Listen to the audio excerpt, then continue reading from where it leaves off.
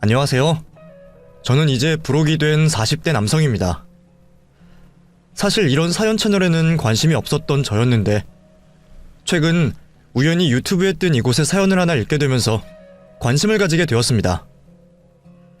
이 세상에는 TV에서 나오는 일들보다 더 놀라운 일들이 벌어지고 있다는데 놀라면서도 저와 비슷한 사건을 경험하신 분들이 있다는 것에 묘한 동질감을 받게 되었거든요. 사람이 한평생을 살면서 누군가를 미워할 수도 있고 잘못을 저지를 수도 있지만 그것도 이해가 되는 선이 있다고 생각합니다. 하지만 절대로 넘어서는 안 되는 선 또한 분명히 있죠. 오늘 저는 그 넘지 말아야 할 선을 넘은 사람에 대해서 말해볼까 합니다. 잠깐이었지만 저에게 아내가 되었던 그 사람에 대해서 말이죠. 다시는 보고 싶지 않은 그 사람이 저와 우리 가족들에게 무슨 짓을 했었는지 그 일에 대해 여러분들께 이 자리를 빌려 말씀드려보겠습니다. 저희 집은 아버지께서 일찍이 세상을 떠나시게 되어 어머니와 형, 그리고 저 이렇게 세 식구가 살고 있었습니다. 다행히 친가 형편이 넉넉한 편이라 아버지께서도 돌아가시기 전 많은 재산을 남겨주셨고 그 덕으로 인해 경제적으로는 부족함 없이 우리 세 식구가 살아갈 수 있었어요. 고등학교 졸업 후 대학 진학을 하지 않고 곧바로 일을 하게 되었던 저는 고향에서 제법 거리가 있는 타지로 나가 일을 하게 되었죠. 집과 직장 사이에 거리가 있다 보니 일찍이 집을 나와 생활하게 되었고 어머니께서는 형과 함께 지내게 되었어요. 어린 시절부터 어머니께서 집안의 가장 역할을 하시고 계셨지만 제가 성인 되어 어머니를 보게 되니 든든한 가장이기 이전에 작고 가녀린 여자임을 깨닫게 되었습니다. 그래서 어머니를 두고 밖에 나와 일을 하는 게 신경이 쓰일 수밖에 없었어요. 물론 형이 어머니 곁에 있긴 했지만요. 형에게도 집안일 모두를 맡기고 저 혼자 편하게 지내는 것 같아 미안한 마음이 있었습니다. 그러면서도 한편으로는 형이 못 믿어워 불안한 마음이 있었어요. 제가 형에게 불안함을 느끼게 된 이유는 형이 학창시절부터 그때까지 보여왔던 모습 때문이었습니다. 형은 어렸을 적부터 크고 작은 사고를 매일같이 치고 다녔어요. 그래서 안 그래도 아버지가 계시지 않아 행동 하나하나에 있어 조심히 하시던 어머니의 속을 매번 뒤집고는 했죠. 경찰서까지 갈 만한 사고는 치지 않았지만 아버지가 계시지 않는 집안의 장남이라고 생각하기에는 너무 철없이 행동했습니다. 성인이 되고 아버지의 빈자리를 느끼게 된 형이 정신을 조금 차린 듯 보이긴 했지만 그래도 아직 철없는 행동을 하고 다니고 있었죠. 딱히 꿈도 없고 하고 싶은 일도 없다며 동네에서 아르바이트를 하며 생활을 했고 일을 하면서 번 돈은 항상 친구들과 술을 먹고 노는데 다 쓰고는 했어요. 그 나이 정도 되면 어머니가 저희 두 형제를 혼자서 키워오시며 얼마나 힘들었을지 느껴질 텐데 그럼에도 어머니보다 자신을 더 중요하게 생각하고 아끼는 형이었습니다. 그래서 어머니 곁에 형이 있었음에도 불안해할 수밖에 없었죠. 그 당시 제가 할 수 있는 거라곤 어머니께 최대한 자주 전화를 걸어 안부를 묻고 집안에 큰 문제는 없는지 일일이 확인을 하는 거였어요. 그러던 어느 날 웬만해서는 저에게 연락을 해오지 않는 형이 전화를 해왔습니다. 그러더니 깜짝 놀랄 만한 이야기를 해줬죠. 자신에게 결혼할 사람이 생겼다며 어머니께 정식으로 소개를 시킬 거니 저 역시 주말을 맞아 집으로 오라는 내용이었죠. 어머니께 형에게 여자친구가 있다는 말도 못 들었던 저는 놀랄 수밖에 없었습니다. 이게 무슨 일인가 싶어서 어머니께 확인을 하려고 전화를 하게 되었죠. 그런데 어머니께서도 저와 마찬가지로 그날 형에게서 결혼할 여자의 존재를 처음 아시게 되었다고 했습니다. 이번에도 형은 나이에 맞지 않게 평소 형이 해오던 행동을 한 거였어요. 형의 막무가내식 결혼 이야기를 듣게 된 어머니께서도 꽤나 머리를 아파하셨습니다. 그 주 주말 저는 집으로 찾아가게 되었고 집에서 세상 해맑게 저를 반기는 형과 어쩔 줄 몰라 하는 형수님을 뵙게 되었죠. 제 예상과 달리 형수님께서는 형만큼 생각이 없으신 분은 아니었습니다. 어머니 집으로 오게 된 것도 단순히 교제에 대해 정식으로 인사를 하는 자리로 생각을 했지 결혼 이야기가 나올 거라고는 생각하지 못하고 찾아온 거였죠. 난감해 보이는 형수님은 자신도 놀란 마음은 우리들과 똑같았을 텐데도 불구하고 최대한 예의를 갖추려고 노력했습니다. 다들 난감해하고 있는 상황에 기분이 좋았던 사람은 형 한 명뿐이었죠. 형수님도 아직 때가 아니라고 말을 하는 마당에도 형은 결혼을 하겠다며 끝까지 밀어붙였어요. 어릴 적부터 어머니의 엄한 교육에도 불구하고 자신이 하고 싶은 건 다 하고 살았던 형이었기 때문에 이번 역시도 자신의 뜻을 굽히지 않았습니다. 결국 형이 원하는 대로 결혼식을 올리게 되었죠. 그런데 결혼은커녕 독립할 준비도 안 되었던 형이었기에 결혼 후 형수님과 지낼 신혼집을 구할 수가 없었어요. 어머니께서도 막무가내로 밀어붙이는 형의 결혼식까지는 허락해 주셨지만 신혼집은 대신 구해줄 수 없다는 입장이셨죠. 그러자 형은 원래 살고 있던 집에 살림을 차리겠다고 했습니다. 황당한 요구였지만 어머니께서는 그렇게 해서라도 돈을 모아 집을 나가는 게 나을 거라 생각하셔서 형네 부부와 함께 사시기로 하셨죠. 제 입장에서는 형보다 형수님이 어머니 곁에 있는 게 더 안심이 되고 나은 상황이라 괜찮았습니다.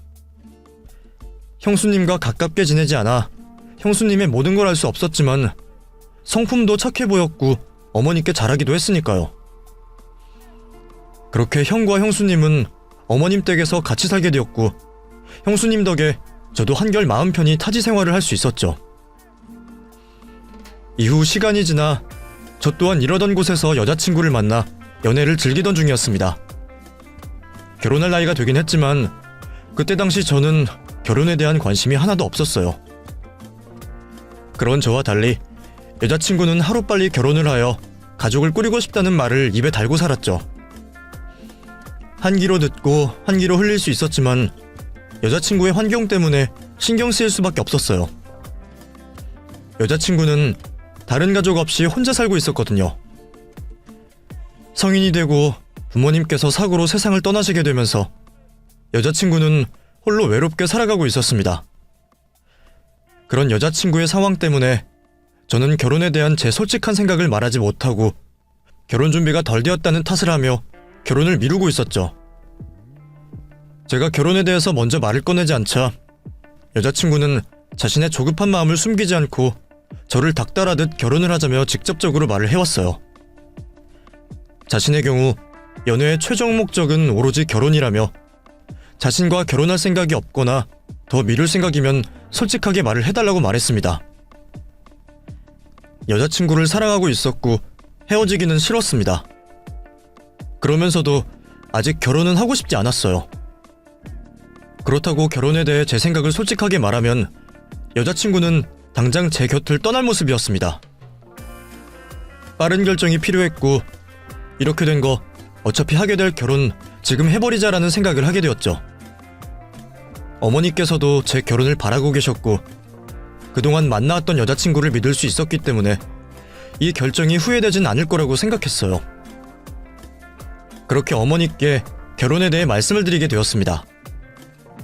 어머니께서는 제 결혼을 바라고 계셨기 때문에 2년간 저와 연애를 해오면서 알고 지내던 여자친구를 며느리로 반기셨고 선뜻 결혼을 허락해 주셨죠. 그렇게 저와 여자친구는 결혼을 하게 되었고 신혼생활을 하게 되었습니다. 저도 아내와 보내고 있는 신혼생활을 즐기며 행복해하고 있었지만 저보다 어머니께서 더 흐뭇해하시고 행복해하셨어요. 행복해하는 아내와 어머니의 모습을 보니 저 역시 결혼을 잘했다고 생각을 하고 있었습니다. 특히 자신에게 가족이 생긴 것에 대해 그 누구보다 행복하던 아내는 저희 어머니를 자신의 친정어머니처럼 생각하며 제가 미처 챙기지 못했던 것들을 챙겨주었죠. 이렇게 저는 한 가정의 가장이 되었고 나중에는 아빠, 이후에는 할아버지가 되는 걸 순리라고 생각하며 행복한 하루하루를 보내고 있었습니다. 그런데 아내가 어느 날 저에게 알 수 없는 말을 하며 어머니께 여쭤보라 했어요. 여보, 혹시 아주버님 요즘에 무슨 사업하실 계획 있다고 하셔? 아니, 형 사업 같은 거 관심 없는데? 그러면 요즘 아주버님네 형편이 안 좋나? 그것도 아닐 텐데? 형이랑 어울리던 친구들도 다 결혼해서 요즘에는 밖으로 사는 돈도 거의 없어. 형수님이 워낙 돈 관리를 잘하시기도 하고. 근데 왜? 아니야. 그럼 당신 어머님께 가서 요즘에 뭐 없어진 거 없으신지 한번 여쭤봐.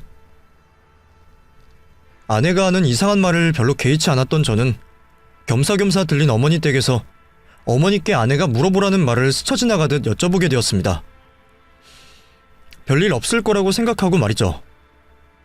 형은 근 몇 년간 사고를 친 적이 없었고 형수님께서도 어머니를 잘 모시고 있었으니까요. 그런데 어머니께서 제 물음에 얼굴이 굳어지시며 어떻게 알았냐고 물어오셨어요. 경우 네가 그걸 어떻게 알았니? 아휴, 안 그래도 내가 이 일을 어떻게 해야 하나 고민을 하고 있던 중이었는데. 너 엄마가 너희 친할머니와 외할머니께 받은 보석들 알지? 그게 어느 순간 싹 다 없어졌어. 내가 숨겨놓고 숨긴 자리를 잊어먹었나 했는데 최근에 인감도장과 통장까지 사라진 거야. 우리 집에 도둑이라도 든 걸까? 이걸 어떻게 해야 하니? 어머니께서 하신 말씀에 저도 깜짝 놀라게 되었습니다. 어머니 물건이 없어진 것도 놀랄 일이었지만 그것보다 아내가 그 일을 어떻게 알게 된 건지가 놀라웠죠.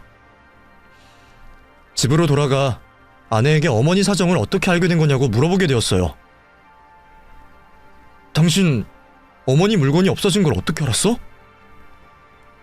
그게 사실은 저번에 어머님 댁에 갔을 때 형님께서 어머님 방에서 뭘 가져가는 걸 봤거든. 반짝이는 게 보석인가 싶다가 설마 한 집에 사시는 형님께서 그렇게 하실까 싶어서 내가 잘못 봤겠다고 생각했는데 아무리 생각해도 좀 이상한 거야. 별거 아니라면 그렇게 숨기며 방으로 후다닥 들어가시진 않을 거 아니야. 거기다 또 한 번 어머님 방에서 통장 같은 걸 가지고 방으로 들어가시길래 수상해서 물어본 거지. 아내와 어머니 말로 심증은 같지만 물증이 없었습니다. 심증만 가지고 형수님을 도둑으로 몰 수 없어 좀 더 확실하게 확인을 해보고자 했죠.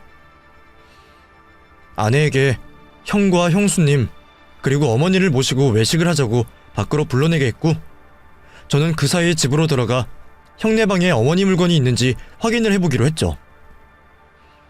형과 형수님 몰래 방을 뒤진다는 게 찝찝하고 미안한 마음이 들었지만 꼭 확인을 해야 할 것 같았습니다. 그렇게 아내가 시간을 끌어주는 사이 형과 형수님의 방에 들어가 구석구석 어머니의 물건이 있는지 확인을 하기 위해 뒤지게 되었죠. 그런데 방수색을 한 지 얼마 지나지 않아 형수님 가방에서는 귀금속과 인감도장이, 형이 가지고 다니던 클러치 가방에서는 통장과 수상한 계약서가 나왔습니다. 계약서에는 다행히 아직 도장이 찍혀있지 않았지만 어머니 성함이 분명히 적혀져 있었고 대리인으로 형의 이름이 있었죠. 어머니께 계약서를 적을 만한 일이 있다는 걸 듣지 못했기 때문에 이 계약서의 존재가 수상하게 느껴질 수밖에 없었습니다. 거기다 형수님의 가방에서 나온 어머니의 인감도장으로 인해 형과 형수님이 어머니의 돈을 노린다고 생각을 할 수밖에 없었죠. 이 사실을 그대로 어머니께 말씀을 드릴 수는 없을 것 같았습니다. 어머니께서 받게 되실 충격 때문이었죠. 어머니께 비밀로 하고 형과 형수님께 어떻게 된 일인지 그 사실을 묻기로 했어요. 그날 밤 아내와 함께 돌아온 형과 형수님께 잠시 밖으로 나와 대화를 하자고 말을 했고 제가 보게 된 사실에 대해서 묻게 되었죠. 두 사람 모두 당연히 자신들은 모르는 일이라며 시치미를 떼었습니다. 그러다 언성이 높아지며 크게 말다툼을 하게 되었죠. 그러다 보니 어머니께서도 이 상황을 아시게 되셨어요. 모르쇠로 일관하는 형에게 화가 났던 저는 어머니 앞에서 형과 형수님의 가방에서 발견한 어머니의 귀금속들과 통장, 인감도장까지 보여주며 모든 사실을 말하게 되었죠. 그 사실을 알고 어머니께서도 적지 않게 충격을 받으신 것 같았습니다. 그리고 오리발을 내미는 형에게 화를 내셨죠. 어머니께서도 지난날 형이 해왔던 사고와 잘못으로 형수님은 몰라도 형은 믿지 못하겠다고 말씀을 하셨습니다. 그 말에 형은 자신이 도둑 취급받는 게 억울하고 화가 난다며 저희와 연을 끊겠다고 말을 하고 집을 나가겠다 말했죠. 이미 서로에 대한 감정이 극으로 치닫은 상태라 저도 화를 내며 당장 집을 떠나라고 형을 부추기게 되었어요. 그렇게 형과 형수님은 어머니 집을 떠나게 되었죠. 형과 형수님이 집을 떠나고 난 뒤 어머니께서 처음으로 홀로 지내시게 되었습니다. 그나마 형과 형수님이 있을 때는 걱정이 그만큼 되진 않았는데 어머니 혼자 계신다고 하니 신경이 이전보다 더 쓰이고 걱정이 될 수밖에 없었죠. 그런 제 속마음을 먼저 알아봐준 사람이 제 아내였습니다. 아내는 혼자 지내시게 된 어머니가 신경 쓰이고 걱정이 된다며 저에게 직장이 멀어지더라도 합가를 해서 모시고 살자고 말을 했어요. 여보, 나 할 말이 있는데 혹시 당신 우리가 어머님 댁에 들어가서 사는 걸 어떻게 생각해? 뭐? 어머니 집으로? 그건 갑자기 왜?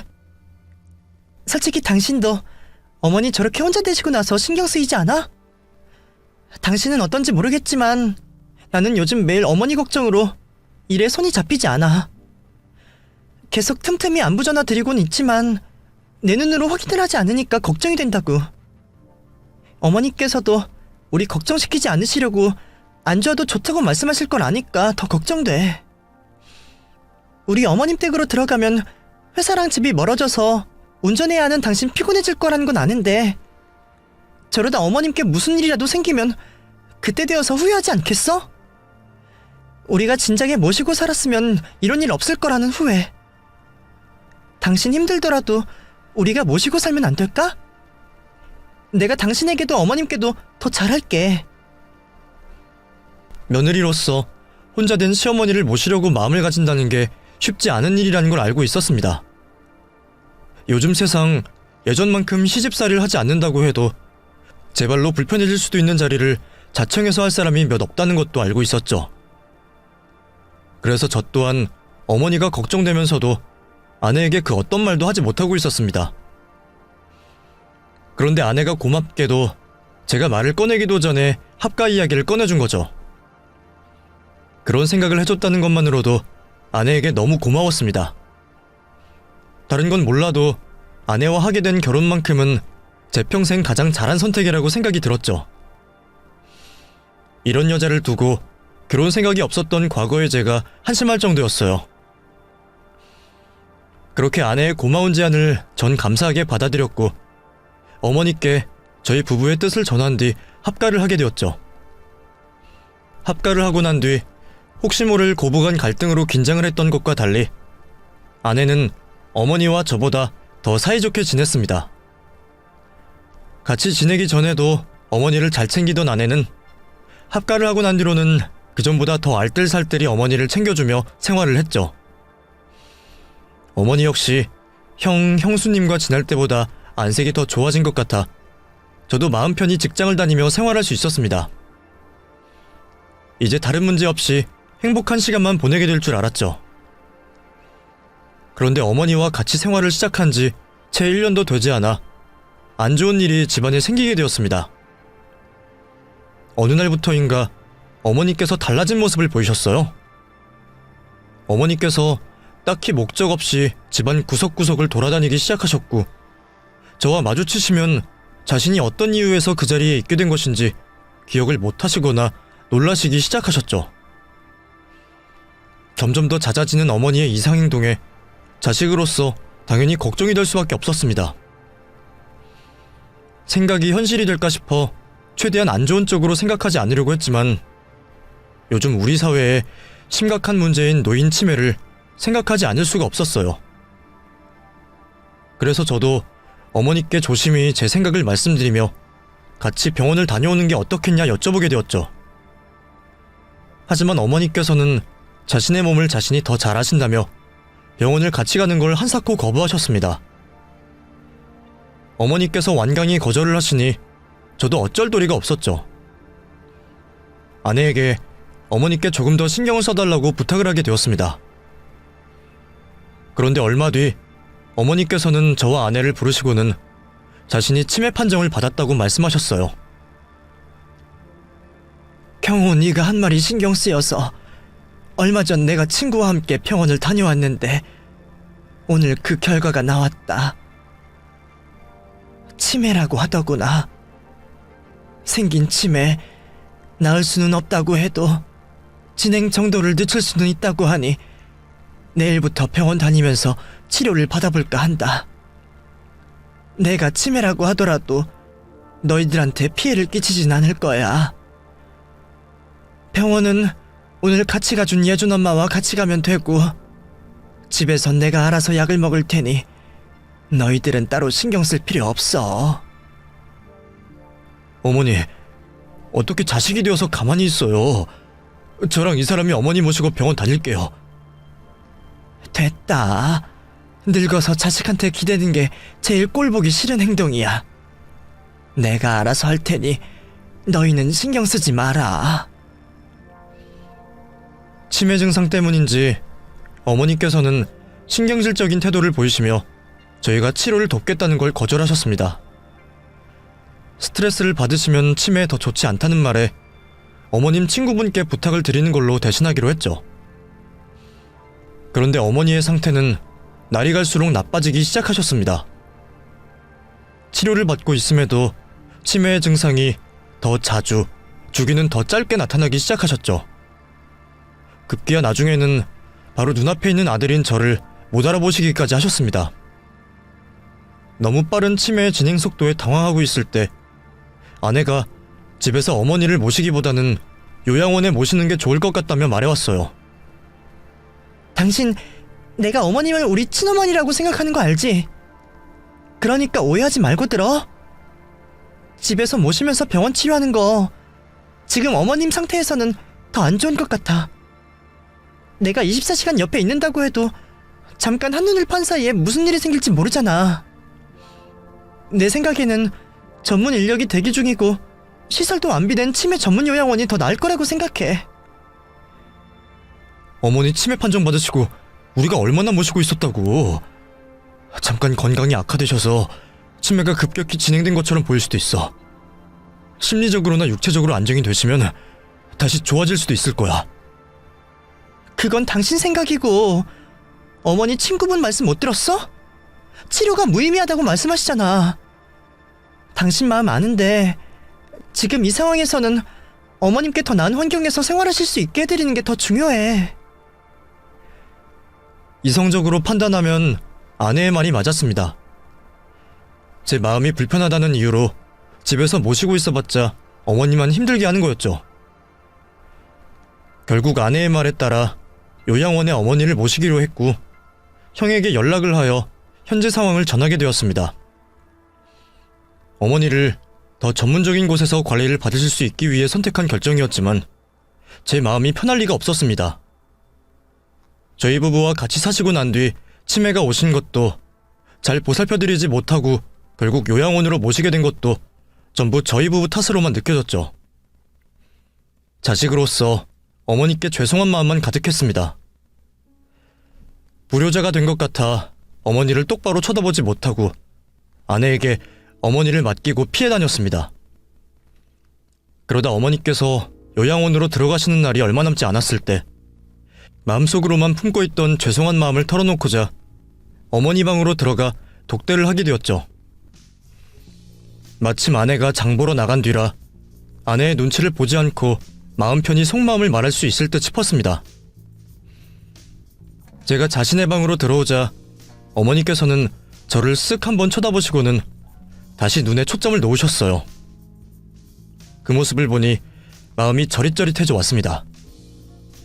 어머니 앞에 무릎을 꿇고 앉은 뒤 혼자 넋두리를 하듯 죄송한 마음을 풀어내기 시작했죠. 어머니, 죄송합니다. 이 모든 게 다 제 잘못입니다. 자식으로서 어머니를 더 잘 모셔야 했는데 아버지를 그렇게 먼저 떠나보내고 나서도 어머니께서 제 옆에 영원히 계실 줄만 알고 제가 신경을 쓰지 못했네요. 정말 후회되는 일이 너무 많습니다. 형과 형수 일을 모른 척하고 어머니 물건들만 돌려놨더라면 어머니께서 마음고생을 덜 하셨을 텐데 제가 짧게 생각한 행동들 때문에 어머니께서 이렇게 되신 것만 같다 죄송한 마음이에요. 어머니께서 치매라는 걸 말씀하시고 나서는 죄송한 마음에 어머니 얼굴을 똑바로 못 쳐다봤어요. 정말 죄송합니다. 또 끝까지 모시지 못해서 죄송해요. 그런데 제 욕심에 어머니를 집에서만 모시고 있으면 어머니 상태만 더 악화시키는 것 같아서요. 못나고 못난 불효자인 둘째 아들 용서하지 마세요. 어머니, 죄송합니다. 마음에 담고 있던 이야기를 하니 감정이 복받쳐 올라 눈물이 나오기 시작했습니다. 아내와 다른 사람이 없는 그때가 아니면 또다시 눈물을 흘릴 수 있는 날은 없을 것 같아 눈에서 나오는 눈물을 멈추지 않고 통곡을 하며 울게 되었죠. 그런데 그때 어머니께서 제가 흘리고 있는 눈물에 반응을 하시는 건지 손을 잡아주셨습니다. 제 손을 잡고 계시는 어머니의 손을 바라보며 더욱더 크게 울음을 터뜨리는 순간 어머니께서 제게 말씀을 걸어오셨습니다. 아들아, 나 사실 치매 걸린 거 아니다. 그러니 벌써부터 눈물 흘릴 필요 없어. 어머니 말씀에 저는 너무 놀라 눈물을 뚝 그치게 되었어요. 그러면서 어머니께서 잠깐 정신이 돌아오신 건지 아니면 치매로 인해 아무렇게나 말씀을 하시는 건지 확인을 해보게 되었죠. 어머니? 그게 무슨 말씀이세요? 치매 걸리신 적이 없다니요. 그럼 오늘이 몇 월 며칠 무슨 요일인지 아시겠어요? 방금 말했잖니. 나 치매 걸린 거 아니래도. 오늘 9월 21일 토요일 아니냐. 지금 네 처가 없으니까 얼른 본론부터 말하자. 네 처 오기 전에 네가 알아야 할 것들이 있어. 너무 갑작스럽게 벌어진 그 일이 쉽게 이해되진 않았습니다. 그렇지만 저의 손을 잡고 말씀하시는 어머니의 모습은 치매 환자라고 생각할 수 없는 모습을 하시고 계셨고 저를 쳐다보는 눈빛도 이전에 초점 없는 멍한 눈빛이 아니라 또렷하고 생기 있는 눈빛이셨죠. 무슨 일이 벌어지고 있는지 모르겠지만 어머니께서 급한 일이라고 하시니 그 말을 들어보기로 했습니다. 너랑 내가 지금까지 네 처한테 속고 있었던 거다. 내가 네 처의 계획과 의도를 알아내려면 이렇게 할 수밖에 없었어. 자, 받아라. 우선 네 처가 언제 돌아올지 모르니 이거 먼저 가지고 있어. 그 안에 네 처가 무슨 짓을 계획하고 있는지 다 나와 있어. 어머니, 그 사람이 저와 어머니를 왜 속여요? 그리고 무슨 계획을 세운다는 말씀이세요? 지금 정신이 또렷하신 거 맞으시죠? 그래. 우선 그 카메라에 있는 사진들과 동영상들을 보고 이야기하자. 어머니께서 말씀하시는 황당한 말에 이상함을 느끼면서도 말씀대로 카메라 전원을 켜고 사진들을 확인해 보았습니다. 그곳에는 노트와 종이에 무슨 내용인지 알 수 없는 숫자와 계산법들이 적혀져 있었어요. 그리고 또 다른 사진에는 보험 관련된 약관들이 찍혀져 있었죠. 약관들 내용 중 형광펜으로 줄이 쳐져 있는 사진들도 있었고 보험 수령액이 적혀 있는 사진들도 있었습니다. 어머니께서 왜 이런 사진들을 찍으신 건가 영문을 몰라 카메라 속 사진들만 한참 보고 있던 그때 어머니께서 그 모든 게 아내가 가지고 있는 문서들을 찍어 놓은 거라고 말씀하셨죠. 거기 사진들 무슨 내용인지 알겠니? 그거 전부 네 처가 가지고 있는 서류를 찍은 거다. 다시 맨 앞으로 돌아가면 아까 노트에 숫자들과 계산들 되어 있는 거 있지? 그게 전부 보험 수령액을 계산한 것들이야. 거기다 우리 집 재산에 대한 계산들도 있고 이번에 확대해서 사진들을 자세히 봐라. 그렇게 확대해서 보게 된 사진들의 내용은 어머니 말씀처럼 보험금 수령에 대한 계산과 상속 유산에 대한 계산 내용들이 적혀져 있었습니다. 그리고 계산법을 적은 글씨체 모두 아내의 글씨체가 분명했죠. 그때부터 심장이 요동치기 시작했어요. 아내가 이런 계산을 왜, 어떤 이유에서 하고 있는지 어렴풋이 느껴지면서도 이를 인정하기 싫었습니다. 제가 사진들을 보고 혼란스러워하는 모습을 보이자 어머니께서는 이 모든 사실을 인정할 수밖에 없는 증거를 보여주셨죠. 그 사진들 전부 내가 직접 찍은 사진들이다. 거기에 적혀있는 보험 수령액들 다 네 앞으로 들어간 보험들이야. 재산은 네가 죽고 나서 받게 될 금액들을 계산해 놓은 거고, 너가 얼마나 혼란스러울지 잘 알고 있어. 어느 날 갑자기 네 아내가 그런 무시무시한 계획을 세우고 있었다는 걸 어떻게 한 번에 믿을 수가 있겠어. 심지어 너와 내 앞에서는 네 처가 가정적이고 희생적인 아내의 모습으로 연기를 잘 해왔으니까. 지금 네 상황에서는 그 사진들을 봐도 믿어지지 않겠지. 그런데 인정하기 싫겠지만 그게 다 진짜다. 카메라 앨범 중에 동영상 촬영으로 된 게 있을 거다. 그 영상 보면 네 처가 어떤 사람이고 얼마나 무서운 여자인지 알게 될 거야. 그렇게 어머니께서 말씀하시는 동영상을 찾아보게 되었고, 지금까지 제가 모르고 있었던 아내의 다른 모습을 제 두 눈과 귀로 확인하게 되었습니다. 동영상 속 아내는 누군가와 통화를 하고 있었어요. 응, 나야. 잠깐만. 내가 내일 하고 있어서 스피커폰으로 돌릴게. 됐다. 너는 어떻게 내가 먼저 연락하기 전에는 먼저 문자 한 통을 안 하니? 그나저나 너 요즘 술 장사한다며? 가게는 잘 되니? 잘 될 줄 알았는데 그저 그래. 그럼 너는 결혼 생활 좀 어때? 결혼 생활이 뭐 별거 있나? 근데 이번에도 영 별로야. 집에 돈이 좀 있다고 해서 편할 줄 알았더니 시엄마라는 사람이 돈을 꽉 쥐고 놓지 않는 거 있지? 이번에도 빨리 끝내고 다른 남자 찾아보려고. 뭐? 너 설마 또 그 일 저지르게? 나도 조용히 이혼하고 싶어. 근데 남편이라는 놈은 가진 게 별로 없잖아. 이혼해봤자 받을 돈도 얼마 안 될 거고. 근데 이번에는 일이 좀 편할 것 같아. 저번에는 부모님이다 형제다 자기네끼리 똘똘 뭉쳐서 나를 쉽게 안 놔줬지만 이번엔 내가 남편 주위 사람들 싹 다 끊어버렸거든. 거기다 하늘도 나를 돕는지 시엄마도 정신줄을 놓아버렸네? 친모가 치매 걸렸거든. 두 사람 다 처리하면 시간만 오래 걸리고 위험할 뻔했는데 나야 잘 됐지. 시모는 요양원에 보내버리고 남편은 전 남편처럼 약물로 조용히 끝내버리고, 남편 재산은 내가 상속받고 거기다 정신 나간 시어머니 재산도 남편 형네랑 상의해서 미리 상속받으면 끝나는 거지. 야, 너 그런 일을 크게 말하면 어떡해. 누가 들으면 어쩌려고. 집이라서 들을 사람 하나 없어. 정신 나간 시어머니 한 명 있구나. 그런데 치매라서 상관없어. 너 그래서 나한테 전화했구나? 약 구해달라고.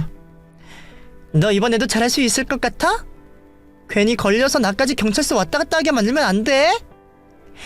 너는 내가 전 남편 잘 처리한 것 보고도 그런 말 하니? 이번에는 집안 꼴이 개판이라 더 쉬워요. 중증 치매를 둔 아들, 극단적 선택. 이런 걸 누가 의심하겠니?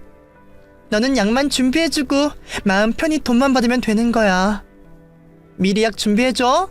내가 곧 연락할 테니. 살이 떨릴 정도의 무서운 이야기를 하면서도 아무렇지 않게 평범한 일상을 이야기하듯 통화를 하고 있는 아내를 보게 되니 소름이 돋았습니다. 아내 입에서 나오는 범죄에 관련된 말을 듣게 되니 이 모든 게 나에게 벌어지고 있는 일이라는 걸 인정할 수밖에 없었습니다. 그러면서 어머니께서는 어떻게 이 모든 사실을 알게 되신 건지, 그리고 이 사실을 아시면서도 저에게 알리지 않고 치매에 걸리신 척 연기를 하시게 된 건지 궁금해졌죠. 어떻게 된 일인지 여쭤보게 되었습니다. 너희가 집으로 들어온 뒤 얼마 지나지 않아서 네 형수한테 연락이 왔다. 만나자고 하더구나. 그때도 네 형이 모두 꾸민 짓이라고 생각해서 네 형수에게는 미안한 감정밖에 없었다. 내 새끼 내가 잘못 키워서 착한 며느리까지 도둑 취급당하고 손가락질까지 받게 했으니 미안할 수밖에 없었지. 너도 알다시피 네 형수는 나한테 정말 잘했어. 그래서 내 마음도 전하고 다독여줄 겸 만나게 되었는데 그 자리에서도 네 형수가 억울해하더라.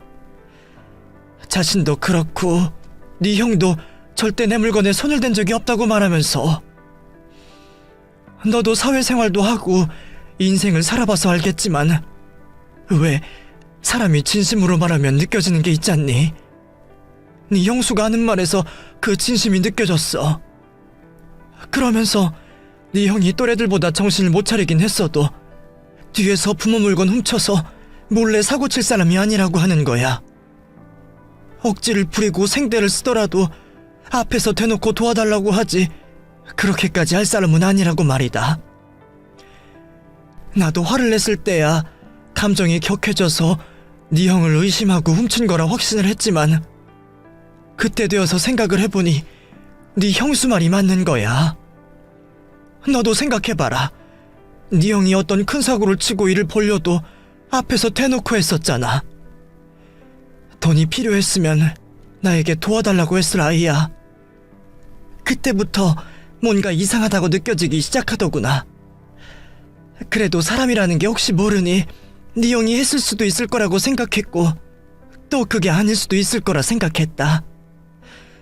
네 형과 형수가 아니라고 한다면 너와 네 처밖에 없는데 두 사람도 똑같이 의심을 해봐야 하는 게 맞는 거니 내가 너희와 같이 살면서 확인을 해보게 되었어. 그게 시작이었다. 어머니께서는 그때부터 저희를 유심히 지켜보았다고 하셨습니다. 그러다 어머니께서 집을 나가신 줄 알고 있던 아내가 지인과 통화를 하는 내용을 듣게 되시며 이전 어머니의 인감과 귀금속을 훔쳤던 게 형과 형수님이 아니라는 걸 아시게 되었다고 하셨죠.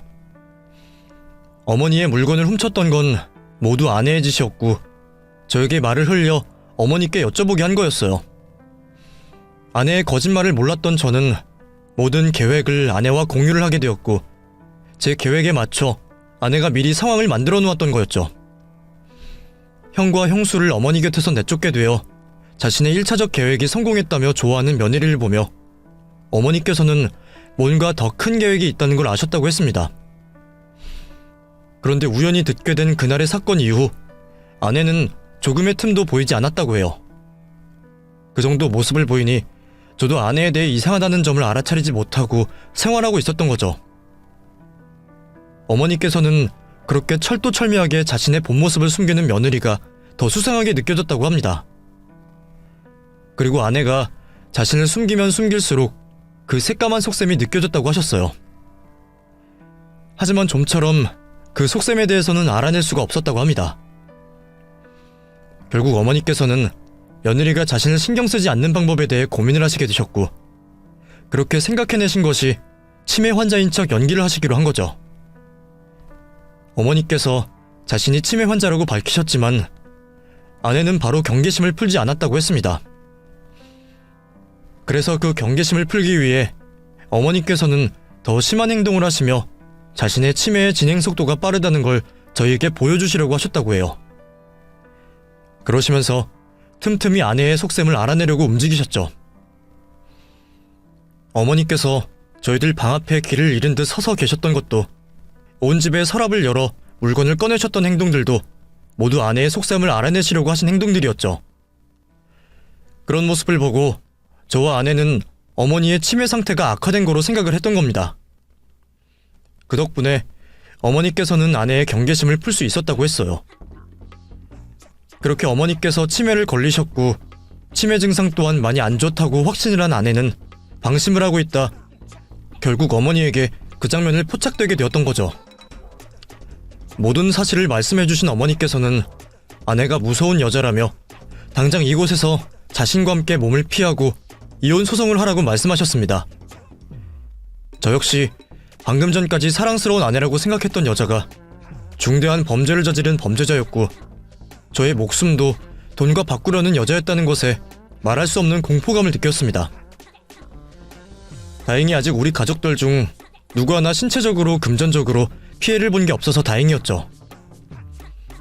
어머니 말씀처럼 아내를 더는 저와 어머니 곁에 두어선 안 되겠다고 생각이 들었습니다. 도망을 가더라도 우리 집에 무슨 짓을 할지 모르니 신고를 하는 게 나을 거라 생각했어요. 어머니께서 카메라로 찍은 동영상이라면 경찰에서도 수사를 할 거라고 생각했습니다. 그 동영상의 내용은 사실상 자신이 과거에 저지른 범죄를 자백하는 내용이었으니까요. 아내가 돌아오기 전 저는 경찰에 살인범죄에 대한 피의자와 증거가 있다고 신고를 하게 되었죠. 집으로 찾아온 형사들은 해당 동영상을 확인 후 이를 증거 삼아 수사를 하겠다고 했습니다. 그리고 추가로 저희에게 일어날 수 있는 범죄를 예방하겠다며 지인과 통화를 한 내용을 범죄 공모 혐의로 하여 아내를 저희들과 분리를 시키겠다고 했죠. 그렇게 시장에서 장을 보고 돌아온 아내는 집안에 있던 형사들에게 체포되어 경찰서에서 수사를 받게 되었습니다. 아내는 마지막까지 영문을 모르겠다는 표정을 지으며 저에게 왜 이러냐는 말을 해왔죠. 여보, 지금 이 사람들 무슨 말 하는 거야? 내가 범죄를 공모하다니. 당신이 나 대신 뭐라고 말 좀 해봐. 나 그냥 평범한 가정주부잖아. 평범한 가정주부라고? 그런 사람이 남편 죽고 난 이후에 돈 계산을 하고 있어? 당신이 건강 관련이라고 했던 보험들 전부 내가 죽으면 거액이 나오는 보험이더라?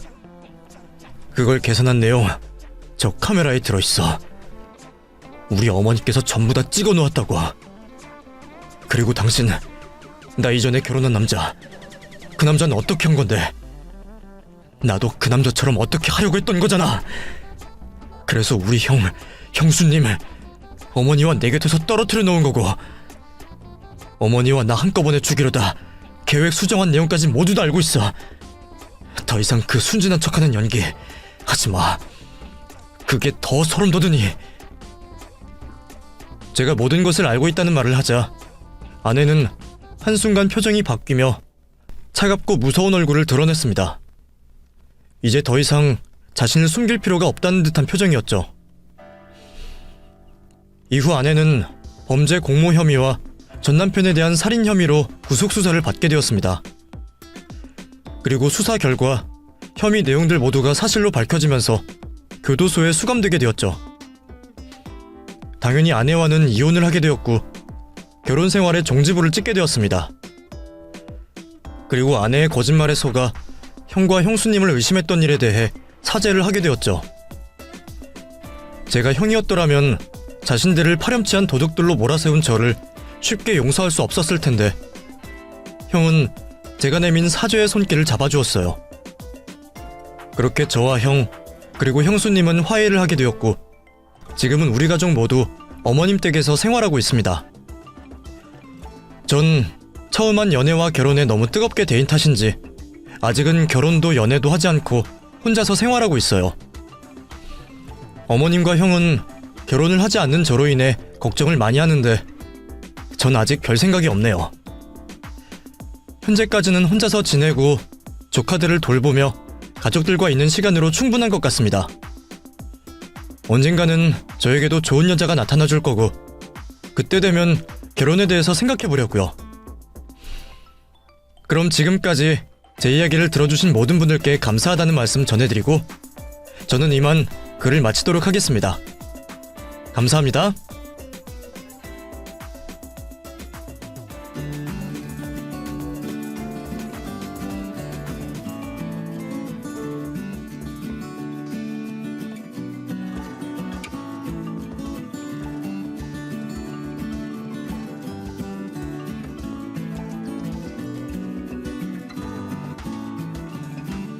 안녕하십니까. 전 곧 나이 60을 바라보고 있는 한 집안의 가장입니다. 가족, 그리고 고부 갈등의 사연이 주가 되는 이곳에 제 이야기가 맞지 않을 수도 있지만 저로서는 생전 처음으로 황당한 일을 겪었던 경험이라 이야기를 하고 싶어 이곳에 사연을 투고하게 되었습니다. 제가 도시 생활을 정리하고 귀농을 하게 되면서 생긴 일인데요. 지금이야 이렇게 사연을 보낼 만큼의 여유가 생겼지만 고통을 겪고 있을 당시에는 흔히 사고가 마비된다고 하는 말처럼 이 상황을 슬기롭게 극복해낼 방법을 찾지 못하고 있었습니다. 이미 제 주위 사람들은 귀에 딱지가 앉을 정도로 들었던 이야기이고 요즘에는 저와 같이 귀농과 귀촌을 하시며 직접 고초를 겪으신 분들이 자신의 경험담을 말씀하셔서 많은 분들께서 아실 이야기입니다. 귀농을 하면서 마을 사람들과 부딪히게 된 일인데요. 오늘 그 이야기를 해볼까 합니다. 제 이야기를 재밌게 들어주시면 좋겠고 무엇보다 귀농을 준비하시고 계신 분들께서 마음의 준비를 단단히 할 수 있는 도움이 되었으면 좋겠네요. 저는 20대 시절 국가고시에 합격 이후 나란 일에 도움이 된다고 생각하며 단독제 관청으로서 제 역할을 해오고 있었습니다. 그러다 요즘 세대들이 말하는 번아웃, 그러니까 육체적으로나 심적으로나 과도하게 지친 상태가 되었어요. 그때가 아들을 어느 정도 다 키웠다고 생각했을 즈음이었습니다. 경주마처럼 결승선만 보고 뛰어오고 있었는데 아들을 다 키우고 나니 다음 목표는 무엇을 잡아야 할지 모르겠더군요. 쉼없이 달리던 말이 걷게 되니 지금껏 쌓여있던 피로가 한꺼번에 몰려왔습니다. 비슷한 시기 아내가 이유 없이 온몸에 알레르기 반응이 일어나고 몸이 급격히 안 좋아지게 되면서 생활 환경을 변화시키자는 생각을 하게 되었죠. 무엇보다 아내의 몸 상태를 위해서 자연 친화적인 곳으로 주거 환경을 옮기고 싶었어요. 그렇다고 아직 한창인 나이 아무것도 하지 않고 여유로운 삶만 살고 싶진 않았습니다. 그러다 보니 머릿속을 스치는 모습이 하나 있더군요. 순수한 노동에 대한 가치를 깨달을 수 있고 자연 친화적으로 흙을 밟고 사는 농부의 삶이 떠올랐습니다. 서울에서 나고 자란 저에게는 생소한 직업과 환경이었지만 도전해봄직한 일이었죠. 아내에게 제가 가지고 있는 생각을 전하게 되었고 아내는 제 생각에 동의를 해줬어요. 그렇게 아내와 저는 귀농을 하기로 결정을 하게 되었고 저는 자랑스럽고 정들었던 공무 생활을 그만두게 되었습니다. 그리고 1년 동안 아내와 함께 귀농에 관한 공부와 예행 활동을 하게 되었죠. 저와 아내 모두 농어촌에 연고가 없으니 지방자치단체가 하고 있는 사업에 참가하기로 했어요. 일정 기간 농사를 경험해 볼 수 있는 기간도 있었고 농사에 대한 교육과 훈련도 받을 수 있었죠. 그렇게 맛보기로 농사에 대해 경험을 해볼 수 있었던 우리는 지방자치단체에서 연결을 시켜준 마을로 내려가 터를 잡고 귀농을 하게 되었습니다. 그렇게 회사를 다녀야 하는 아들과 떨어진 채 귀농 생활을 하게 되었죠. 귀농을 하게 된 첫날 아내와 함께 이삿짐을 풀고 있었습니다. 두 사람이 짐을 나르고 정리를 하려다 보니 살림살이를 줄이고 왔는데도 불구하고 한참이 걸렸죠. 한창 바쁘게 움직이고 있던 그때 마을 이장이라고 자신을 소개한 남자가 집으로 찾아왔어요. 이곳으로 귀농을 오기 전 해당 사업 담당자와 같이 본 적이 있었기에 저도 반갑게 인사를 하게 되었죠. 오늘 이사 오신다는 강인석 씨죠? 기억하실까 모르겠네. 어제 전화통화했던 마을 이장 되는 사람입니다. 제가 먼저 찾아가 인사를 드려야 했는데 죄송합니다. 보시다시피 저희 둘이서 짐을 다 정리하고 있어서요. 반갑습니다. 저 강인석이라고 합니다. 그런데 이장은 인사하러 건넨 손이 민망하게 제 손을 보고도 그냥 지나쳤습니다. 그러곤 피고 있던 담배꽁초를 그대로 물고 신발을 신은 채 제가 들어오라고 하지도 않은 집안 내부로 들어가 집 이곳저곳을 둘러보고 다녔죠. 그러더니 마치 신발 벗는 걸 깜빡했다는 것처럼 말해왔어요. 아이고야, 신발을 신고 들어왔네. 뭐 괜찮죠? 어차피 짐 가지고 왔다 갔다 하다 보면 또 쓸고 닦아야 하니까. 불쾌하긴 했지만 새로 터를 잡게 된 곳에서 좋은 첫인상으로 시작하고 싶었기에 웃으면서 괜찮다는 말을 했고 이내 손님 대접을 하러 준비를 했습니다. 귀농을 하러 내려와서 집을 찾아준 첫 손님이기에 이삿짐이 덜 풀려 어수선하지만 최대한 대접을 하려고 했었어요. 취향을 몰라 이것저것 준비를 한 다음 이곳으로 내려오기 전 지인에게서 받은 귀한 차도 내어드렸습니다. 그런데 이장이라는 사람이 차를 내오자마자 이상한 말을 하더라고요. 강인석 씨, 이거 좀 딱딱하네. 어차피 여기 주민들도 얼마 없고 다들 가깝게 지내니까 그냥 강 씨라고 할게요. 그쪽은 나한테 이장님이라고 부르면 돼요. 다들 그렇게 부르니까. 강 씨는 서울 어디서 살다 왔어? 공무원이란 말은 듣긴 했는데 짐이 별로 없는 거 보니까 높은 자리까지는 못 올라가 봤나 봐. 대뜸 강씨라고 부르며 애매하게 반말을 섞어 쓰기 시작한 이장은 일부러 저와 아내에게 권위적인 행동을 하기 시작했습니다. 마주보며 대화를 하는 중에 다리도 꼬고 이거 가지고 와라 저거 가지고 와라 하며 저희에게 심부름을 시키기까지 했죠. 기선제압을 하려고 그러는지 일부러 그러는 모습이 눈에 보여 맞서지 않고 분위기를 맞춰주며 이런저런 대화를 나누고 있었습니다. 그런데 갑자기 돈 이야기를 꺼내는 거예요. 근데 강씨, 마을발전기금은 언제 물어보려고 가만히 있어? 돈 많아? 금액이 안 궁금한가 봐? 귀농 사업을 신청하고 이곳으로 들어오기 전 마을 발전기금과 비슷한 내용의 돈을 사업 담당자에게 건네준 일이 있었기에 이장이 요구하는 마을 발전기금은 처음 들어보는 내용이었어요. 순간 같은 내용의 돈이라고 생각했던 저는 이미 돈을 지급했다는 말을 전했죠. 그러더니 황당한 말이 돌아왔습니다. 그건 공식적으로 위에서 헤쳐먹을 거 다 헤쳐먹고 우리한테 떨어지는 돈이고, 진짜로 우리 마을의 발전을 위해서 내는 돈, 그 돈 달라는 거지.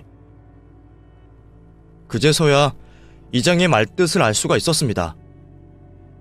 그러니까 정식으로 낸 발전기금 외에 사적으로 마을에 필요한 돈을 내라는 거였어요. 어이가 없었지만 돈 가지고 얼굴 붉히기 싫었고 이전부터 지켜오던 마을에 자치규약이 있을 수도 있으니 괜한 문제를 만들고 싶지 않았습니다. 이제부터 이곳에서 늙어 죽을 때까지 시간을 보내야 했으니까요. 그래서 발전기금이 얼마가 되냐고 물어보게 되었죠. 제가 들은 바가 없어서 잘 몰랐네요. 그럼 마을 발전기금이 얼마 정도 될까요? 강 씨는 집 고친다고 문제된 것도 있고 우리가 도와줄 일도 많으니 한 5천만 내. 뭐 서울에서 살다 온 사람한테 돈 5천이 돈도 아니겠지만. 말도 안 되는 금액이었습니다. 돈 5천이 애 이름도 아니고 어떤 식으로 쓰이는지도 모르는 돈을 5천만 원이나 달라고 하니 반감이 생길 수밖에 없었죠. 어이없어하는 저에게 이장은 눈치를 보며 협상을 해왔어요. 원래는 5천 받아야 하는데 강씨 살림살이를 보아하니 서울서 형편도 넉넉하지 못했던 것 같은데 내가 2천만 원으로 깎아줄게. 이 대신 다른 사람들한텐 비밀이야.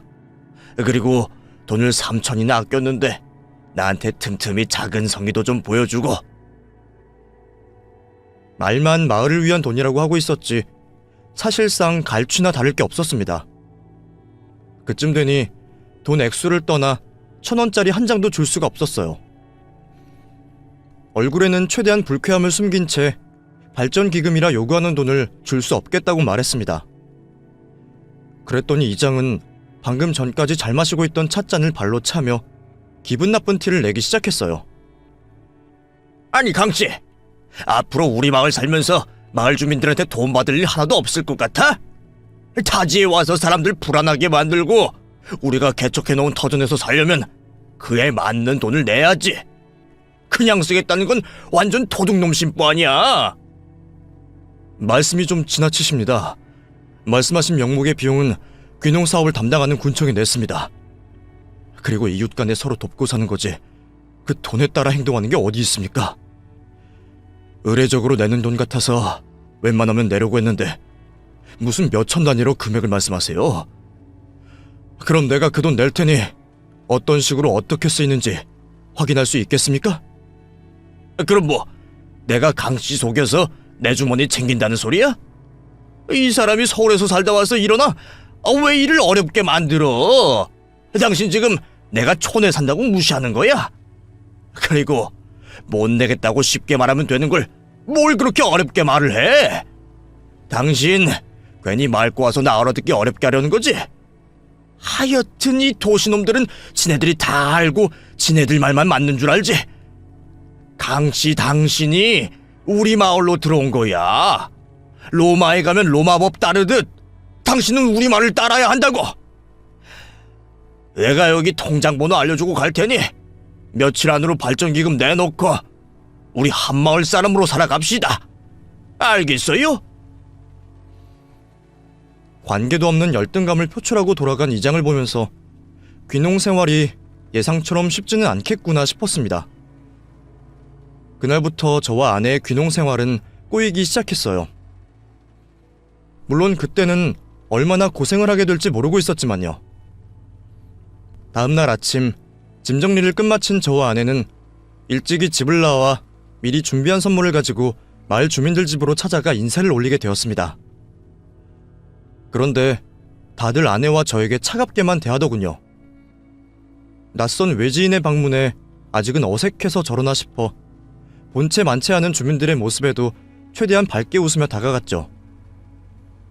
하지만 어떤 사람은 마을에 자리를 잡은 저희가 불편했는지 서울 사람 들먹이며 선물을 가지고 트집을 잡았어요. 아이고, 서울 사람들은 인사할 때 요 아무짝에도 쓸모없는 선물 주면서 생색내요? 난 또 서울에서 왔다고 하길래 엄청 기대를 했더니 이런 건 집에도 많으니까 가져가요. 실용적인 물건이 취향을 타지 않을 거라고 생각해서 선택한 선물이었는데 불평불만을 꺼내는 주민들을 보니 선물을 잘못 선택했나 싶었습니다. 거기다 어떤 사람은 귀농 온 지 이틀 만에 안 된 저희에게 괜히 동네 분위기 흐리지 말고 떠나라는 말까지 했죠. 다른 곳에서 댁들 같은 사람들 많이 봤어요. 다들 농사가 쉬운 줄 알고 덤비는데 만만치 않으니 괜히 동네 분위기만 흐리지 말고 지금이라도 마을 떠나주세요. 저희 예행이긴 하지만 농사 경험도 있고 절대 가벼운 마음에 내려온 것도 아닙니다. 농사 망쳐도 잘 될 때까지 이곳에 자리 잡으려고 노력할 테니 좋게 봐주세요. 어쨌든 금방 떠나게 될 텐데 괜히 마을 사람들과 어울리려고 하지 마요. 우리 마을 사람들 중 외지인 반기는 사람 없으니. 외지인들에게 호의적이지 않다는 건 교육을 통해서나 언론을 통해서 알고 있었기에 크게 개의치 않아 하고 있었습니다. 이곳에서 오래 지내며 마을 사람들에게 마음을 주다 보면 언젠가 열릴 거라는 생각을 가지고 있었죠. 그런데 한 주민이 마을 사람 모두가 저희에게 냉랭하게 구는 이유를 말해주는 거예요. 바로 어제 이장과 있었던 일 때문이었죠. 어제 일로 이장이 화가 난 상태이고 다음날 바로 사과를 하러 오지 않아서 제가 이장에게 찍혀 고생 좀 하겠다는 말이었어요. 그제서야 마을 주민 대부분이 이장의 편이라는 걸 알게 되었죠. 걱정이 되긴 했지만 누가 봐도 이장이 억지를 부렸던 게 사실이고 저와 이장 두 사람 사이의 일이니 다른 주민들과는 부딪힘이 없을 거라고 생각했습니다. 그런데 바로 그날 문제가 발생했죠. 점심을 먹고 다음날부터 하게 될 농사를 준비하기 위해 밭으로 나가게 되었습니다. 그런데 저희 밭으로 가는 길이 차량으로 막혀 있었어요. 주차를 한 차의 모습이 자연스럽지가 않아 불안했지만 고의로 했을 거라고는 생각하지 않았죠. 앞유리에 붙어있는 전화번호로 전화를 걸어 차를 빼달라고 했는데 그 길을 사용하는 통행료를 내라고 하는 겁니다. 안녕하세요. 오전에 인사드린 사람인데요. 다름이 아니라 저희 밭으로 가는 길에 차량이 주차되어 있어서요. 혹시 멀리 계시지 않으시면 차 좀 빼주시겠어요? 차야 빼는 건 어렵지 않죠. 근데 통행료 냈어요? 네? 통행료요? 이 도로 사유지가 아니지 않나요? 사유지는 아닌데 우리 마을 사람들이 만든 길이니까 통행료를 내야죠. 얘기 들어보니까 마을 이장이 내라고 했던 마을 발전기금도 안 냈다면서요. 그러면 우리 마을 주민이 아니니까 통행료를 내야 해요. 말이 되지 않는 소리에 논리적으로 따지고 들었더니 어제 저와 대화를 했던 이장이 전화를 바꿨습니다. 내가 옆에 듣다 못해서 받았는데 강씨 계속 이렇게 삐딱선 탈 건가? 그놈의 논리 좋아하는 것 같은데. 그러면 지금 강씨가 밟고 있는 땅 중에 강씨 조상님께서 개척하신 곳이 한 군데라도 있어? 없잖아. 여기 전부 우리 마을 조상님이나 어르신 또 우리들이 만든 땅이야. 그러면 주민세 내는 것처럼 돈을 내야지. 말씀드렸죠. 군청에 발전기금 명목으로 낸 돈이 있다고. 그리고 저도 이곳 살면서 앞으로 세금 낼 만큼 내고 살 겁니다. 그런데 따로 통행료다, 발전기금이다 해서 돈을 더 내라고 하면 이건 잘못된 거죠? 난 모르겠고 내가 달라는 돈 안 주면 앞으로 이런 일 계속될 테니까 그렇게 알고 있으면 됩니다. 전화만 끊습니다. 화가 나서 마을 이장이라는 놈과 주차를 한 주민을 찾아가려고 하는데 아내가 저를 말렸습니다. 내일 당장 이곳을 정리하고 떠날 게 아니라면 상대하지 말자고 했죠. 결국 그날은 집으로 들어가 화가 난 속을 식혀야 했습니다. 그런데 그 다음 날도 또 그 다음 날도 마을 사람들은 자신들의 차량을 돌려가면서 길을 막았죠. 결국 저와 아내는 차량을 세워둔 채 차 옆으로 돌아가 밭으로 들어가야 했어요. 그러다 차 옆으로 돌아가던 아내가 넘어질 뻔하여 중심을 잡다 차량에 미세한 스크래치를 남기게 되었습니다. 그런데 이거 가지고 아주 생떼를 쓰더군요. 이거 솔직히 일부러 그런 거죠?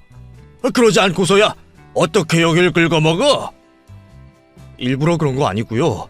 아내가 중심을 잡다 생긴 상처입니다. 어떻게 되었든 간에 저희 때문에 생긴 상처이니까 수리 비용은 드릴게요. 이 사람 내가 시골에서 산다고 누굴 바보로 하나? 왜 여기만 말해요? 여기도 저기도 그쪽이 긁어먹은 것 같은데. 무슨 소리입니까? 그 뒤쪽은 길이 없어서 그 근처로 가지 않았는데. 그리고 애초에 차량을 거기에 주차 안 했으면 이런 일도 없잖아요. 일부러 우리 못 지나가게 하려고 해놓고 이젠 우리가 안 한 것도 했다고 만들어요? 나 참 어이가 없네. 그럼 우리 마을 사람들한테 물어볼까요? 내가 차를 얼마나 애지중지하면서 다루는데 여태 상처 하나 없던 채였다고 이 사람아. 남자의 말에 마을 사람 모두 벌떼처럼 달려들어 저희가 한 잘못으로 몰아갔습니다. 생떼를 쓰는 거였지만 저희에게 가진 증거가 없으니 더는 문제 삼지 않고 어느 정도 합의를 하는 선에서 수리비를 주게 되었죠. 그날 이후 정말 다 말하기도 힘든 일을 겪게 되었습니다. 아마 제가 마을 사람들에게 겪은 일을 설명하라면 밤을 새고도 할 수 있을 거예요. 통행료야 저희가 이장과 마을 사람들 말을 무시하고 걸어다니면 되었지만 밭에 물을 대는 건 몰래 할 수가 없으니 돈을 줘야 했죠. 결국 울며 겨자 먹기로 물세를 주게 되었습니다. 또 밤마다 우리 집 앞에서 술을 마시고 노래를 부르며 일부러 저희 부부를 위협하기도 했고 마당에 널어놓은 빨래들을 몰래 훔쳐가기도 했습니다. 그러다 보니 농촌 생활에서 필요하지 않을 거라고 생각한 CCTV를 달고 보안업체를 부르게 되었죠. 그뿐만이 아니었어요. 걸핏하면 우리 집으로 들어와 우리가 뭘 먹고 있는지, 뭘 새로 샀는지 일거수일투족을 공유하려고 했습니다. 흔히 가깝게 지내는 사람들 보고 이웃집 숟가락이 몇 개인지 다 안다고 하는데 마을 사람들은 저희와 가깝게 지내지도 않으면서 우리 집안에 무엇이 있는지 훤히 다 알고 있었죠. 동네를 지나갈 때면 꼭 우리 집안 이야기를 하고 있었습니다. 저희 집 차량은 이미 마을 어르신들의 교통수단이 되어 있었고요. 어느 날부터인가는 어르신들께서 저희 집으로 오셔서 마치 버스를 타시듯 목적지로 가달라고 하셨죠. 이장이 거짓말을 하여 어르신들을 속인 일이라 그분들에게 뭐라고 할 수도 없었어요. 그리고 그 정도는 해야 마을 사람들에게 다른 해코지는 덜 당할 것 같아 봉사한다는 생각으로 버스기사 노릇을 자청하게 되었죠. 그러다 결국 제가 폭발하게 되고 주민들과 완전히 등을 돌리게 되는 일이 생겼습니다. 제가 밭에서 시간을 좀 더 보내는 사이 아내가 먼저 집으로 내려가 점심 준비를 하고 있었어요. 그런데 마을 사람들 중 이장을 따르는 몇몇 남자들이 기척도 없이 아내 혼자 있는 집으로 들어왔다고 합니다. 그리고는 커피를 타달라고 말을 했다고 하네요.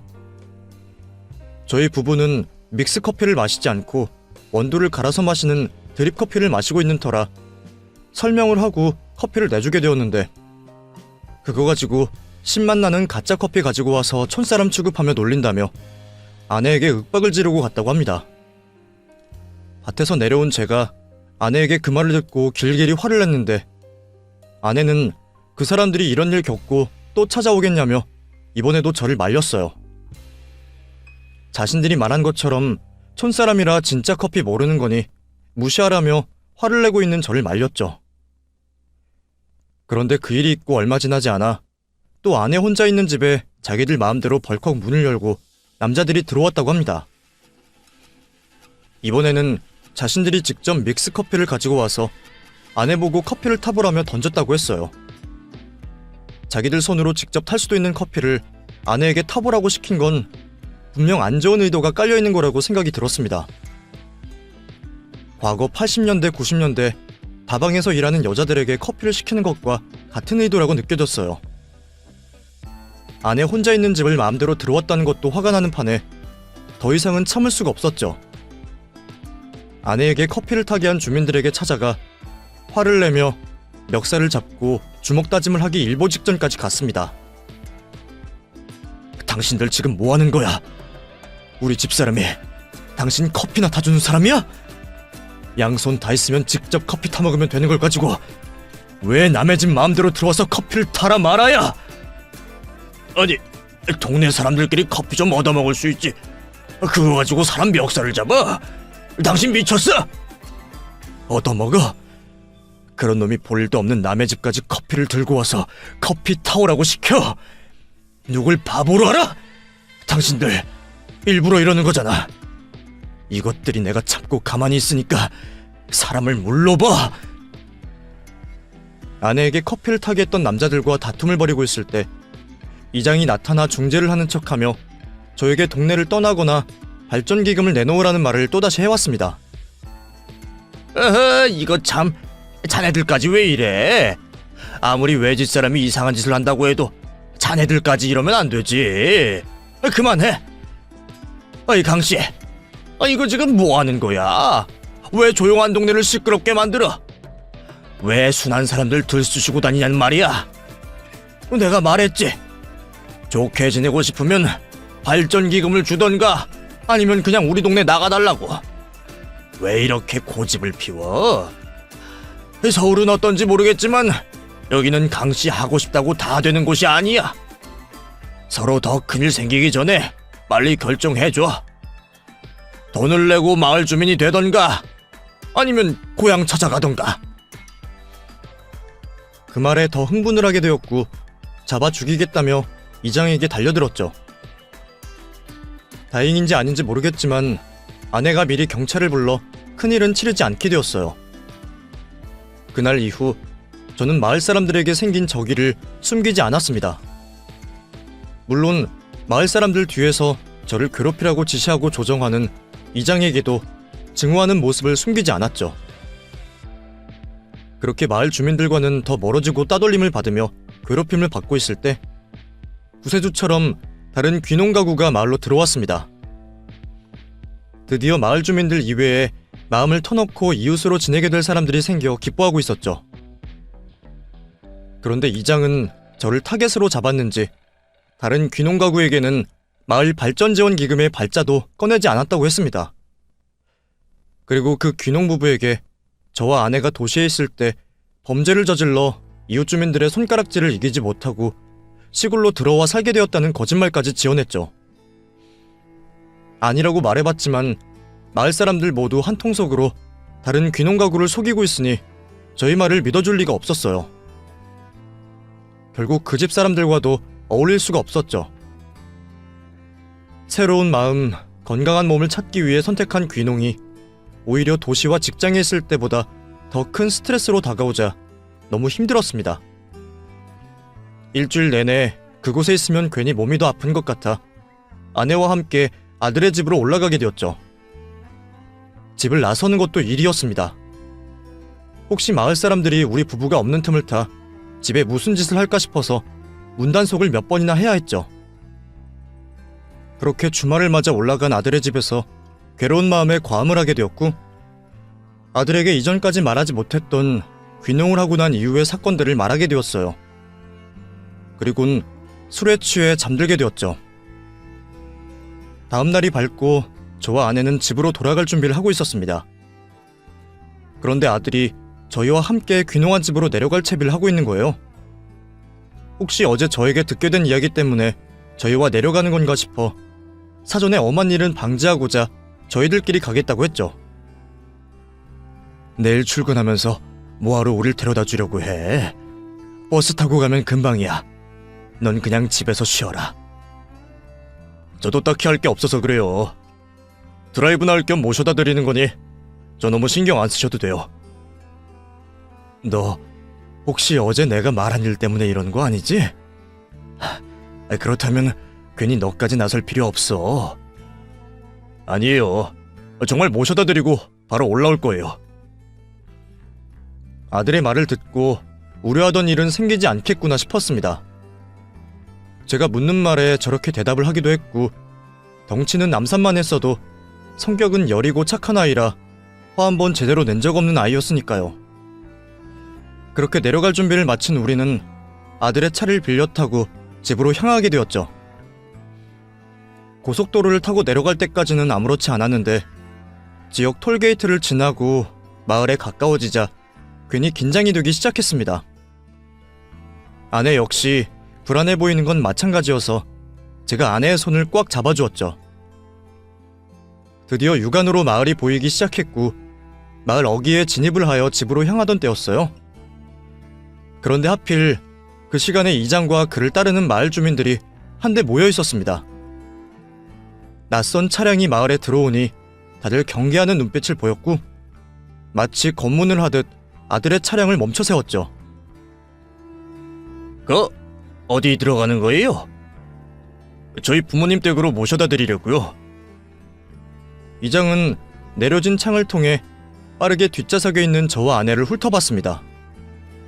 그리곤 괜히 시비를 또 걸기 시작했죠. 당신의 아들인가 보네. 근데 이 집 아저씨는 서울에서 공무원이랬다는 사람이 자식 교육은 개판으로 했나봐.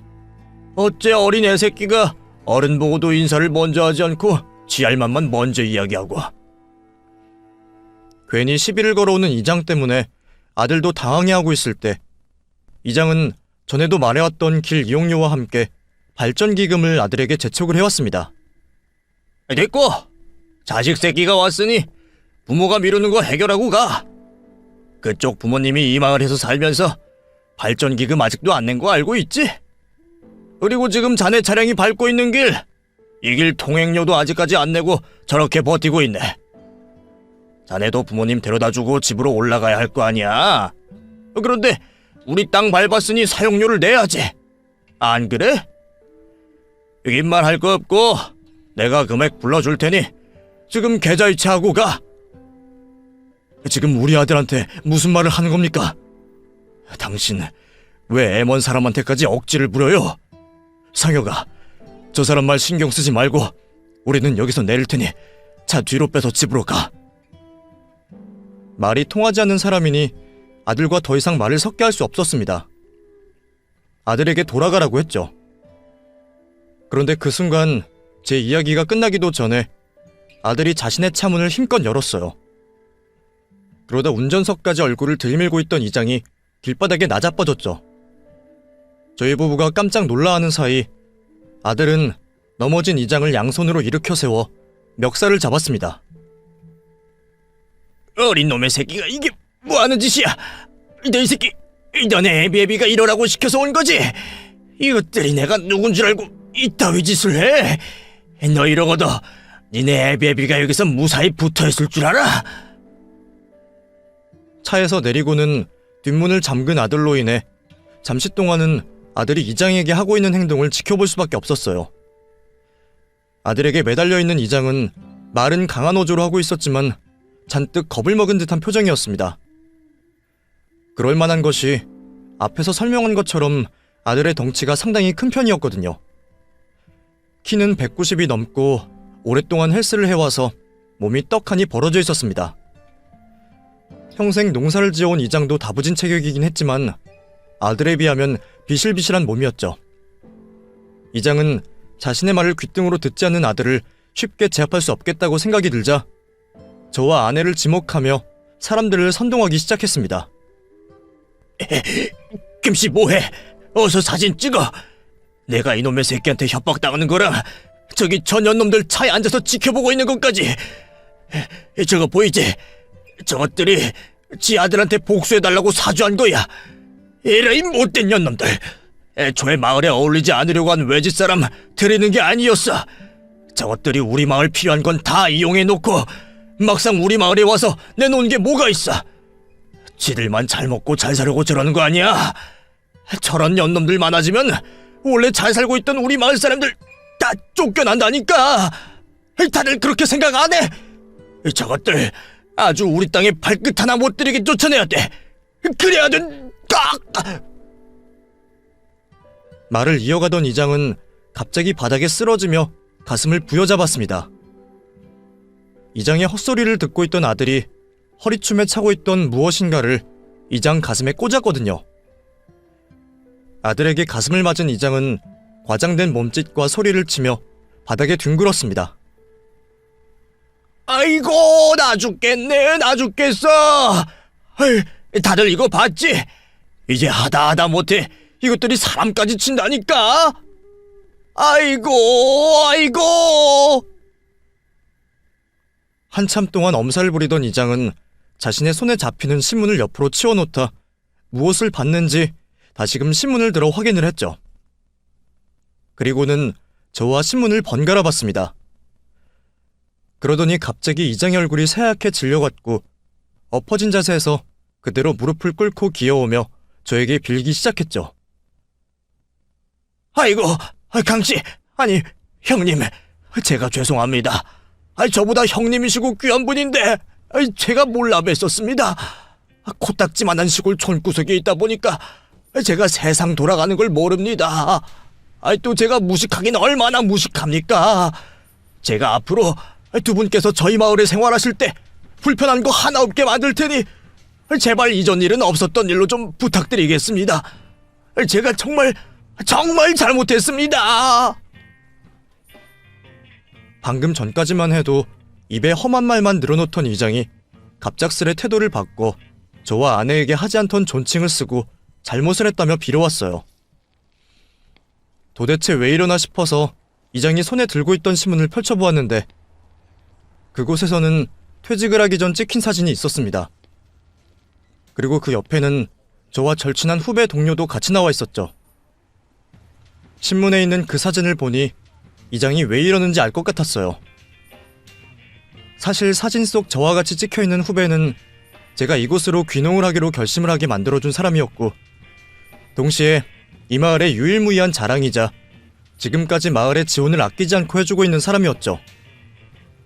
저보다 더 일찍이 퇴직을 했던 후배는 자기가 태어나고 지냈던 고향이 쇠락해가는 모습에 가슴 아파했고 자신이 나서서 고향을 일으켜 세울 수 있는 일을 할 수 있길 바랬습니다.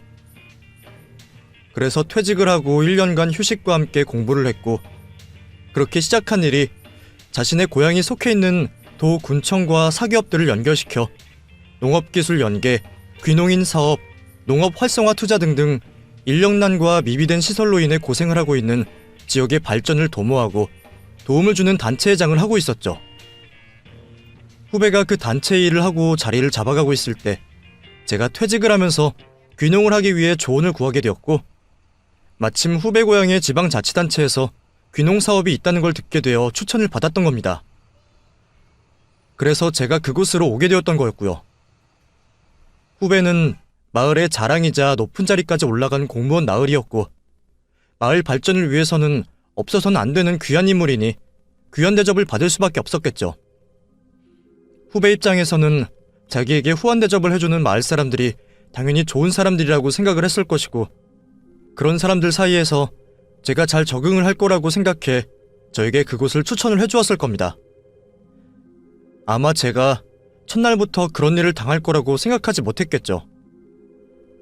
그것도 이장 한 명 때문에 온 동네 사람들이 저에게 등을 돌릴 거라고는 더더욱 예상하지 못했을 겁니다.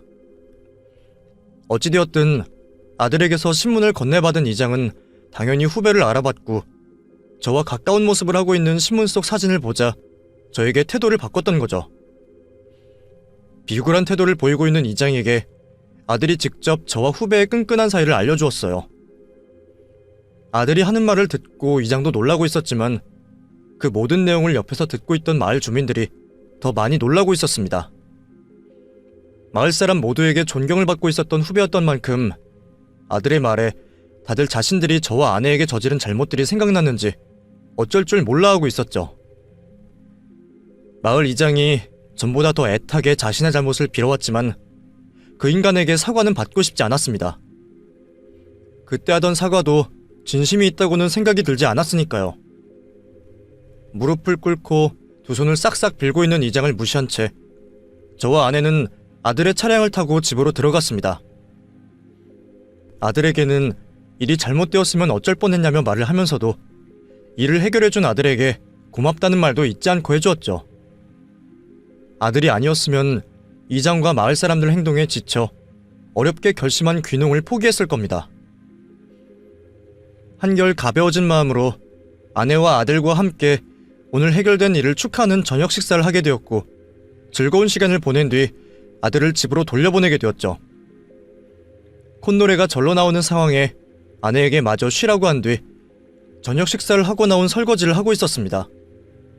그런데 누군가 저희 집 초인종을 눌러왔어요. 고무장갑을 낀 채로 인터폰을 확인하러 갔는데 예상 밖에도 마을 주민이 찾아와 있었습니다. 제가 주민을 보고 놀랐던 이유는 우리 집을 찾아왔기 때문이 아니었습니다. 동네 사람들이야 아내와 저를 괴롭히려고 제 집 드나들듯 하루에도 몇 번이고 왔다 갔기 때문에 놀랄 이유가 없었죠.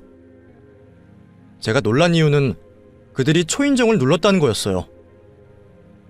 지금까지 저의 의사는 단 한 번도 물어보지 않고 남의 집 안방까지 잘만 들어오던 사람들이 초인종을 누르고 들어오라고 허락을 할 때까지 기다리고 있다는 게 놀라울 일이었죠. 마을 사람을 집으로 들이긴 뭐해서 대문만 열어주고 마당에서 대화를 나눴습니다.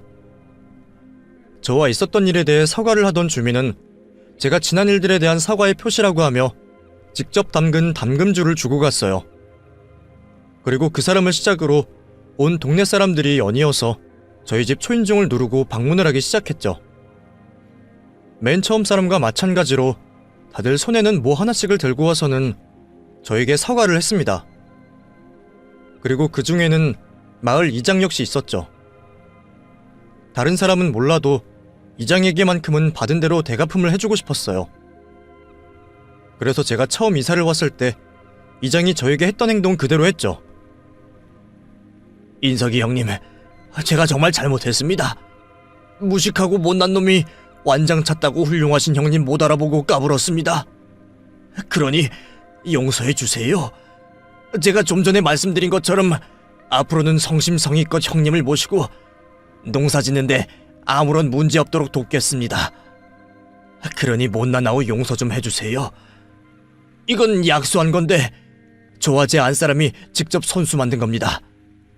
맛좋기로 동네에서 유명하니 형님, 형수님 입맛에도 맞으실 거예요.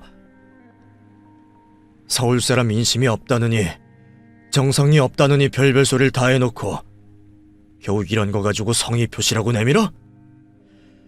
그놈의 전란 시골 인심 좀 받아보려 했는데 이건 뭐 안 받으니 못하구만. 어차피 난 그쪽과 볼 일 더 이상 없으니 가져가세요. 투명하게 말을 하며 이장이 내민 선물을 발로 쳐서 넘어뜨렸습니다. 예상 못한 제 말투에 진땀을 흘리던 이장은 어떻게든 만회를 하려고 또다시 무릎을 꿇고 빌었지만 전 쉽게 이번 일을 끝내지 않았죠. 그리고 아까부터 형님 소리 계속 붙이는데 그쪽과 내가 형님아우할 사이입니까? 서울 사람 싫어한다면서? 그리고 뭐 학벌 가지고 째지 말라고 했었나? 그 나이 먹어서 째는 게 뭐야? 이장이라는 사람이 그런 단어밖에 못 써. 당신 같은 사람이 이장 자리에 있는 게 문제야. 마을 얼굴이 될 사람이 이러니까 시골 사람 무식하다, 못 배웠다 이런 인식이 안 변하지. 못 배우고 무식하면 착하기라도 하던가, 아니면 마을 일이라도 잘하던가. 당신 하는 일하고는 이장이라고 으스대고 남들 싸움 부추기고 귀농한 사람들한테 돈 뜯어내는 거밖에 없지. 내가 보아하니까 당신이 마을 위해서 하는 게 하나도 없어. 마을 기금, 이장 수당으로 사람들 술 빼 채워준 것 빼고는 하는 일이 하나도 없다고. 내 성격 같아서는 당신 강요 및 업무상 횡령으로 처벌받게 하고 싶은데 내가 참는 줄로만 알아. 내가 싸움하려고 여기 내려온 거 아닌 걸 다행으로 생각하라고. 그렇게 꼬랑지 내린 개마냥 한참 동안 저에게 혼이 났던 이장은 어깨가 축 처진 모습으로 집을 떠났습니다. 그날 이후 이장은 더 이상 이전처럼 어깨에 힘을 넣고 다니지 못했고, 저와 아내는 마을 사람들과 자연스럽게 잘 어울릴 수 있었어요. 마을 주민들도 외지인에 대한 경계심 때문에 저와 아내를 괴롭히기도 했지만 대부분 할 수 없이 이장이 시켜서, 또 무조건 마을에 도움이 된다는 이장의 말에 마을을 위한 사명감으로 저지른 잘못이었기 때문에 오해가 풀린 뒤로는 금방 저희들과 가깝게 지낼 수 있었죠. 그 일이 있고 시간이 꽤나 지난 지금도 저희 부부와는 마을 사람 모두 이웃사촌지간으로 잘 지내고 있습니다. 그 사이 마을에 바뀐 점도 많습니다. 우선 제가 새로운 이장이 되었고, 마을 안으로 젊은 농사꾼들을 불러 모으고자 귀농을 하는 사람들에게 친화적인 마을 분위기로 바꾸려 노력하고 있죠. 마을 주민들이 노력을 해준 덕분인지 겨우 둘이던 귀농 가구가 지금은 6가구가 추가되어 총 8가구가 되었습니다. 8가구 중 4가구는 젊은 주민들이라 조용한 동네에서 아이들 웃음소리도 나게 되었죠. 앞으로 제 목표는 우리 마을에 더 많은 귀농 인구가 들어와 더 번성하고 더 활기찬 마을로 만드는 겁니다. 물론 그러다 보면 제가 처음 귀농을 왔을 때처럼 작고 큰 일들을 겪을 수도 있겠지만, 그땐 또 지금처럼 행복한 상황을 만들어주는 해결 방법이 있겠죠. 제 이야기를 들어주셔서 감사합니다.